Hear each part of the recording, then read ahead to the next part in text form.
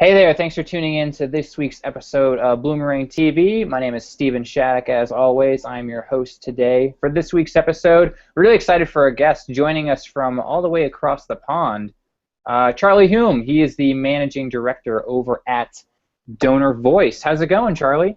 Yeah, very well. Thanks for having me, Stephen. Yeah, thanks for being here. You've been writing on our blog. You speak all the time. You were actually one of the highest rated speakers, I believe, at the Institute of Fundraising conference. Isn't that right? Yeah.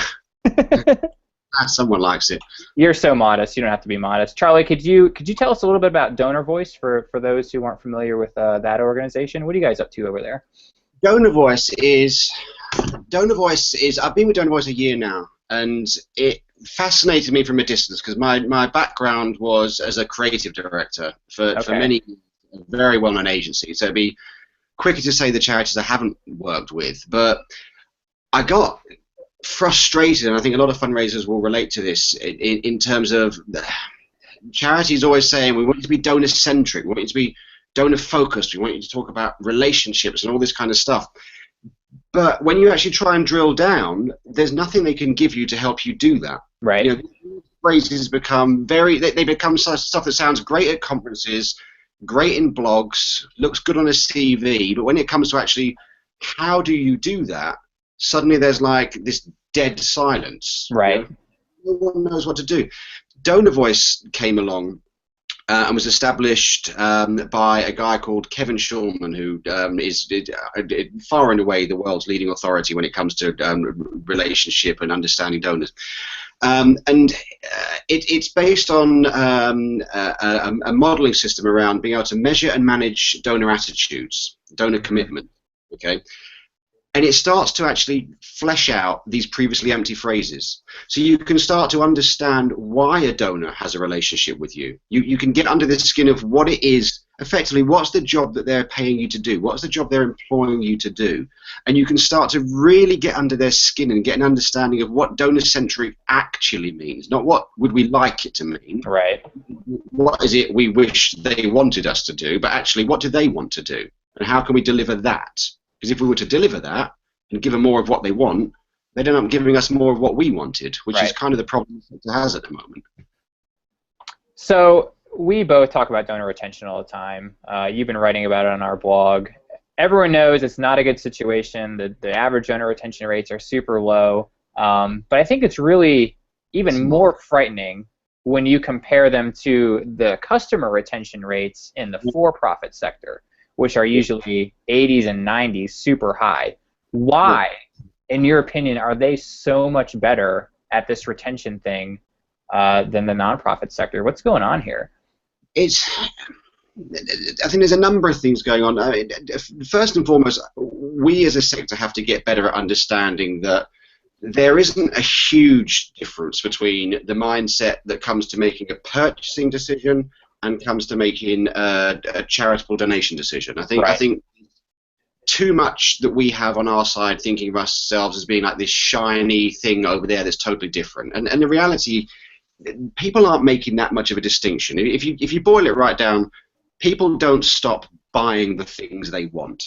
You know? Right. They don't, you know. So why should it be that commercial people are keeping 80-90% of their customers when we're probably losing something like 8 out of 10 of our donors? It just makes sense. I think one of the biggest problems is we've got into a mindset where horrendous attrition is the status quo. Mm-hmm. That it's almost factored into the cost of doing business or ignored, that we've come to not expect any better. You know, whereas if a commercial operation was losing customers the way we were losing donors, they would go out of business. Yeah. Fundraising director, a very good guy, at an incredibly well known around the world charity, who was saying that in the last 8 years they have only had 7 months where they've had more donors coming in the front door than they've had going out the back door. Wow. You think about any commercial company where that would be okay. Right. Or any commercial company that would allow that to happen for 2 months before there would be an issue. Never mind 8 years of this stuff. Yep. So but no one is ultimately in charge of looking at retention over at this side, or it becomes a very soft and a very woolly concept. As long as we've hit last year's number, we're doing okay. You know, so the answer seems to be let's ramp up the acquisition, you know, which is getting more and more expensive. So we're spending a fortune on that, pumping more and more people through the front door, and they're leaving just as fast out the back, and nothing changes. So what do we need to do? Do we need to start acting like for-profits, which I know, for all the reasons you just said, kind of freaks people out? People don't like to think of fundraising as sales. Yeah. What can we do to start acting like it beyond putting someone in charge of retention and making that a top priority? Well, we have to start getting under the skin of why people do what they do. Why do people donate? We spend so much of a focus on looking at what donors did. You know, we look at the transactional data, we look at the recency, the frequency, the monetary value. I think we could say RFV over here, RFM over there, but we spend time looking at what they did. We never understand why they did it. You know, so and we get very complex with our, you know, we'll slice the world up a million different ways, you know, with the transactional data, and we'll append all kind of socio, economic, demographic information on it, you know, and we'll see, you know, incredibly detailed and complex patterns. But ultimately, none of these things ever tell us why something happened. Mm-hmm. So until we start to getting into the why business, you know, what is it that's driving people to do something with us? What's driving the attitude and the opinion and the thoughts and the feelings these people have about us? Until we can uncover that, we'll forever be guessing. Okay, and that's the big difference between us and the commercial world. You know, they've spent time, money, and effort, and have been doing this for 10, sometimes 20 years, understanding the why question. You know, all we've ever done is look at the what. You know, and so it changes. So let's say a nonprofit goes beyond transactional data. They get the why, all the things you talked about. What do they need to do with that information to really start moving the needle in the upwards direction? Well, it's pretty simple. They just need to act on it. Yeah. They need to. This is the business that we're in. It's about once you've uncovered that information. This is what I was saying at the start in terms of what DonorVoice is about. Once you've uncovered what matters, it becomes about putting together a strategy that delivers that. You know, the average organization will spend a huge amount of time and money and effort creating many different experiences, and these cut across department. So, you know, the idea that retention just sits within the fundraising department is not true. I think you had Roger Craver on a little while ago talking about this as well. Studies showed that at best the fundraising department accounts for 25% of a donor's decision to stay or go. Okay, so we need to start looking at the donor experience, the complete totality of it, all the things that are created across fundraising, brand, services, comms, etc., etc. Every single thing that an organization creates. Look at those things and start to say, well, look, let's say there's, for argument's sake, 60, 70 of these experiences or touch points that a donor will be experiencing. Okay, it's not rocket science to say probably some of those matter more than others, and it's not rocket science to say that not all of them matter equally.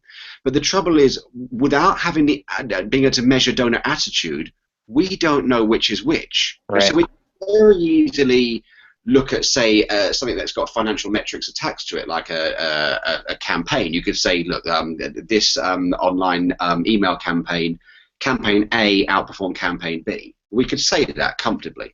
What you'd never be able to answer, which is the bigger question, especially when you think about our response rates or the non-response rates, is how did campaign A affect the way people felt about campaign B? Right. Today's non-responder, hopefully, is tomorrow's responder. Okay, we can't answer that question, and that's sitting in the microcosm of a single campaign run by a single team. You then throw in everything else that organization does. You know, everything else that donor is going to experience, you know, and you've got this enormous jumbled mess. Right. So you have to go in and start to say, well, look, actually, of all these experiences, here are the ones that are really important. You know, these are the things. If you were to boil it right down, actually, it's not these 60 things. It probably sits within these 20. Okay, and if we looked at these 20, we could start to say, go a little bit deeper and say, well, actually, of those 20 that matter, some of these are great experiences. They're driving the relationship, but currently they're broken experiences, and we need to start fixing those. If we could fix those broken experiences, we'd be getting better value. Other things we could say, those are good experiences, and actually donors love them. These are great. So why don't we scale those? Let's give them more of what they want. And then you would have a whole heap of other things that all have time and money and effort spent against them that actually you'd be better off spending the money elsewhere.